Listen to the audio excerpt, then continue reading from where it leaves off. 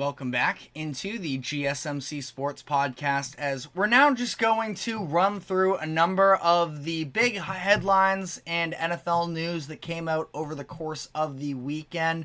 Maybe some smaller scale moves, but some notable ones for sure.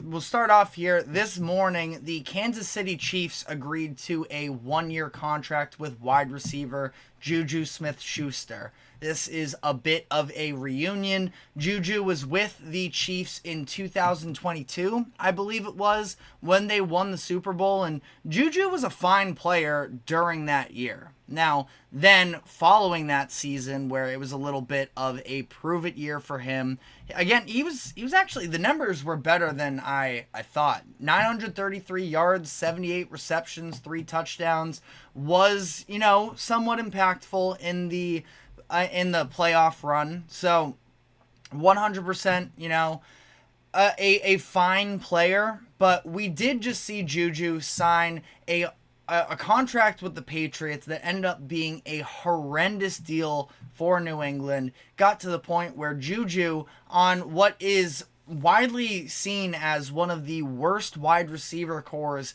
in the NFL, the Patriots decided to just cut him straight up and eat the losses because of the fact that he was sort of he wasn't giving them high level production. He was very bad for them last season, and he was sort of blocking some of the younger names. So to be dropped from one of the worst teams in the NFL is obviously a tough look. That being said, it's two different worlds when you're talking about playing for the Patriots offense versus playing for the Chiefs offense. Now, that being said, even if the Patriots had a functional offense, JuJu did not create a lick of separation throughout pretty much his entire season in New England. So this isn't a move that necessarily is a needle pusher by any means to me, but adding depth for a Super Bowl contending team, and for a team that obviously is so high,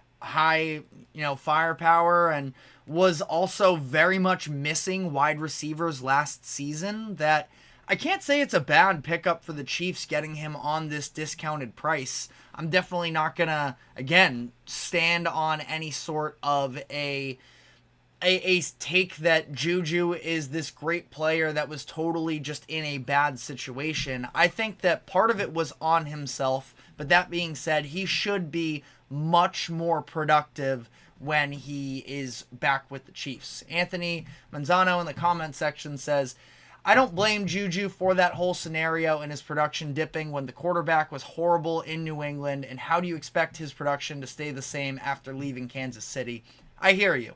Not stay the same, but I think that it was a lot of bad for JuJu. I'm a Patriots fan, so trust me, I understand how bad the Patriots situation is. The offense has been borderline unwatchable. I've just been unfortunate enough to, be a Patriots fan in 2023 and watch all of these struggles, but JuJu also didn't do himself any favors either. So you're right. I can't fully blame him, and I'm not. But I just don't think that JuJu at this point is, that excellent of a player. That being said, he can be a wide receiver. He'll probably be a 3 or a 4 on Kansas City. They already have Rashee Rice and Hollywood Brown and Xavier Worthy. That adding JuJu to the mix, especially with some experience, is not a bad thing whatsoever for Kansas City. But it's just not a deal that moves me all that much and changes my opinion on the Chiefs. I already think the Chiefs are really good, and adding depth there helps 100%, but I don't think it's a game-breaking move by any means. But so I knew as soon as I said it. I'm looking at a comment here from him saying, oh, come on. I'll let him finish out here, but I have a feeling I know where he's going with that. But, while he finishes that, probably skewering me for the fact that I said I'm unfortunate enough to be a Patriots fan. I know I sound spoiled. I'm sorry. These past years have been really rough, though. So, both things can be true. But also on the Chiefs is the fact that they signed center Creed Humphrey to a 4-year, $72 million contract extension. So just wanted to get in that as well.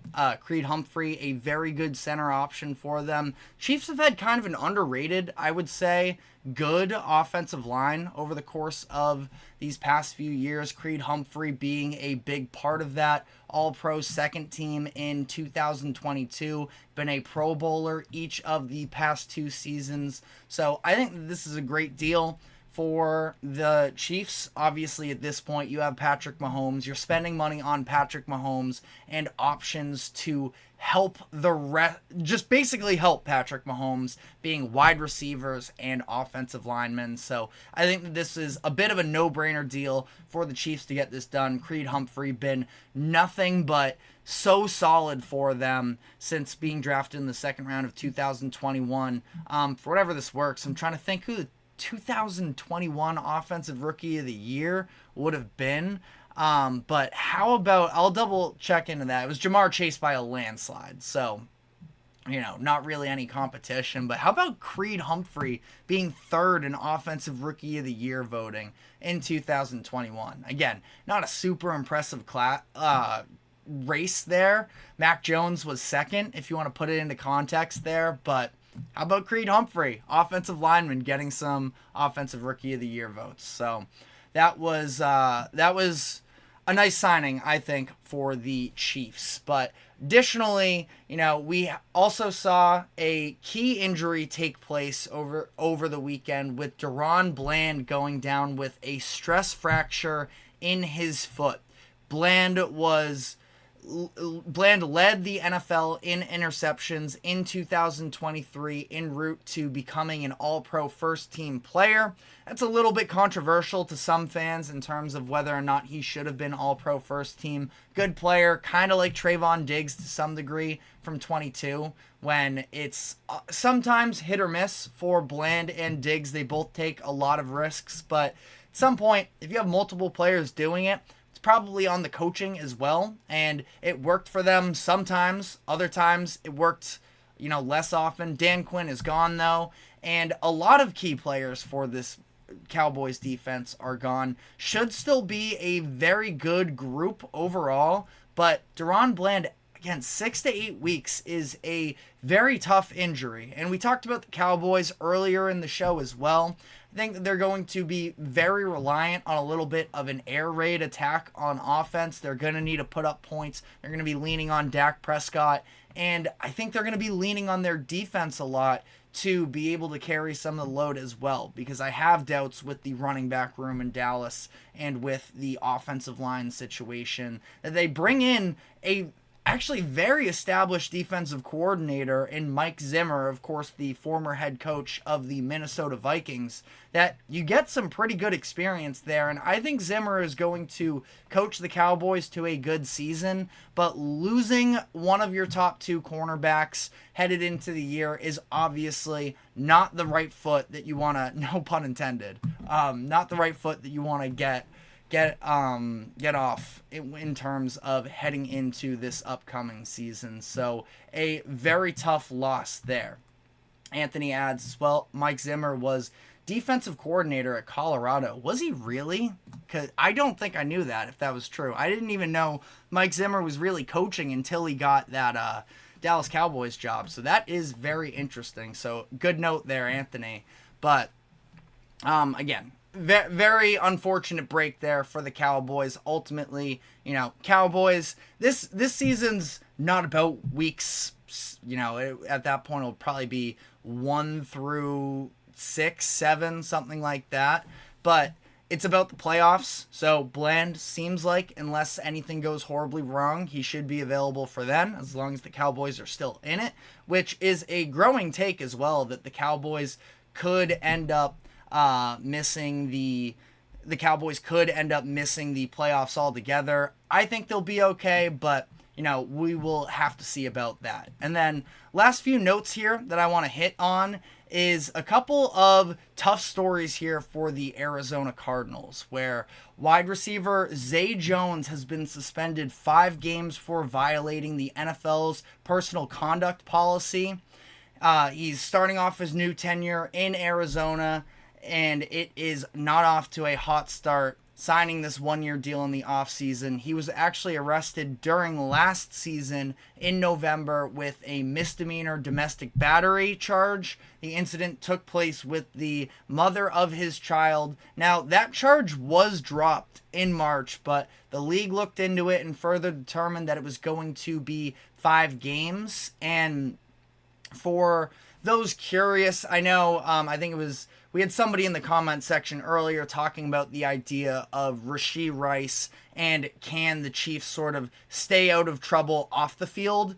I just wanted to sort of highlight the Zay Jones situation because Rashee Rice seems like there is no imminent suspension that's going to be taking place. It sounds like to me that he's probably going to play the entirety of this upcoming season. We'll see if there are any developments there, but that's because legal issues like this take some time to develop.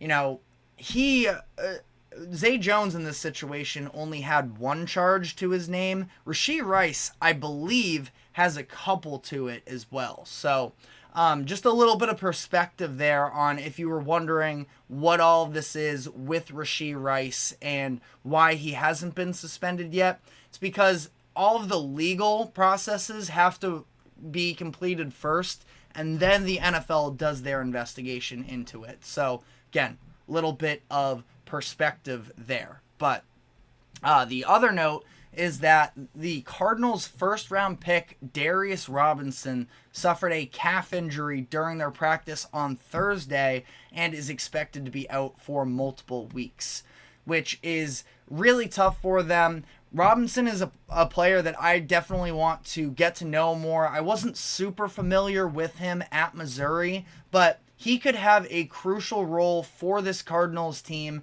that had the 3rd fewest sacks in the NFL in 2023, and they are trying to sort of add to that pass rush, be able to, generate some more pressure up front. This is a very young defense, especially where Zach Gannon, he is I think one of the brightest defensive minds in the NFL that, he just wants some more pieces to play with. I thought the Cardinals overachieved at times given what they had, but definitely a tough loss for Robinson here. There's a possibility that he could be put on the IR as NFL cut day is tomorrow, where the NFL has to go down to their 53-man roster. And depending on how the Cardinals choose to go about business there, they could either put Robinson on the IR to allow another roster spot for these first few weeks, or they could just mark him as injured and just scratch him, and he would count towards one of those 53. If he goes on the IR, again, would have to be out until at least week 5, so just a little bit of, transactional strategy there ahead for the Arizona Cardinals, and that is the direction I actually want to head on here, because we're 2 weeks away from the NFL season. We have been doing season previews for every division over the course of this summer, and now we're moving into our final week of NFC or of NFL previews, and we have the NFC West, and we're going to be starting off with none other than the Arizona Cardinals. So we are going to be diving into that, but first we're going to be taking a quick break. Do not go anywhere, and we will be right back after this quick break.